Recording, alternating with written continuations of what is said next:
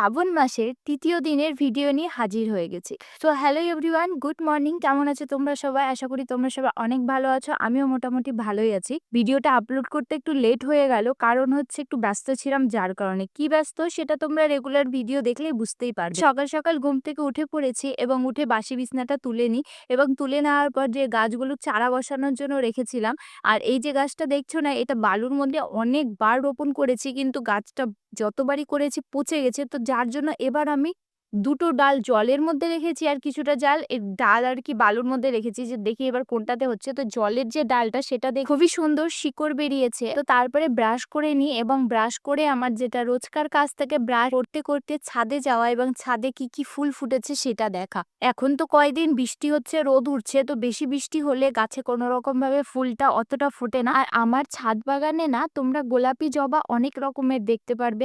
Hybrid জবা পাবে, American varieties পাবে। ২-৩ রকমের আমার গোলাপি জবাই আছে। ওর জন্য ভাবছি যে এবার জবা গাছ কিনলে গোলাপি জবা আর একদমই কিনবো না। একটা আমার কাছে চারা আছে যেটা লাল, একদম রক্ত জবার মতো লাল, আর দেখতে এত সুন্দর লাগে।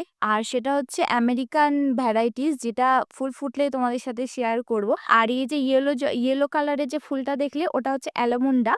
তো তারপরে যেগুলো ডাল কেটেছিলাম তোমাদের সাথে শেয়ার করেছিলাম, এই ডালগুলোতে এভাবে একটু জল দিয়ে দিচ্ছি, আর একটু মানে ১-২ ঘন্টা যাতে হালকা রোদ লাগে সেরকম জায়গায় রাখতে হয়, তাহলে গাছের ডালগুলো না পচে যায়। আর এই কয়দিনে এতটা পরিমাণে গরম দিয়েছে যে তোমাদেরকে কি বলবো। আর এই কয়দিন ২টা দিন হলো এতটা পরিমাণে বৃষ্টি দিয়েছে যে আর বৃষ্টি হতে হতে না বিরক্ত ধরে গেছে। আর বালিশের কভারগুলো কেচে দিয়েছিলাম, ওর জন্য বালিশগুলো একটু রোদে দিয়ে দিয়েছিলাম, এর সাথে ব্ল্যাঙ্কেটটাও রোদে দিয়ে দিয়েছি।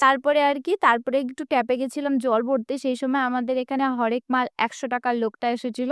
জিনিস তো কিছু কিনেনি, দেখলাম আর এখানে দেখো ১ বালতি কাপড় কাচবো বলে ডুবিয়ে রেখেছি। তারপরে আর কি কাপড়টা কাচার আগে ভাবলাম যে চুলটা বেনি করেছি, সে বেনিটা খুলে চুলে খোপা করে নিই। আর তোমরা এখানে আমার মুখের অবস্থা দেখে বুঝতে পারছো, মানে সবে ২ দিন হলো এতটা পরিমাণে গরম দিয়েছিল সেই সময়, আর এখন তো কয়দিন ধরে এতটা পরিমাণে বৃষ্টি হচ্ছে যে বৃষ্টি হতে হতে বিরক্ত ধরে গেছে। তারপরে সমস্ত কাপড়গুলো কেচে ছাদে নিয়ে চলে যায় মেলবো।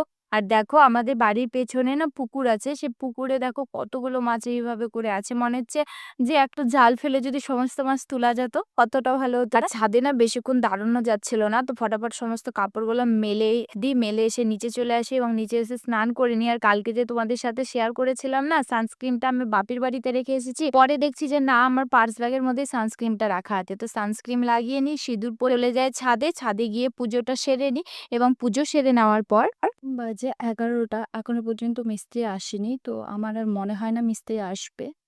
যাই হোক, ভাবলাম যে একটু বাড়ি থেকে ঘুরে আসা যায়। যেহেতু আমি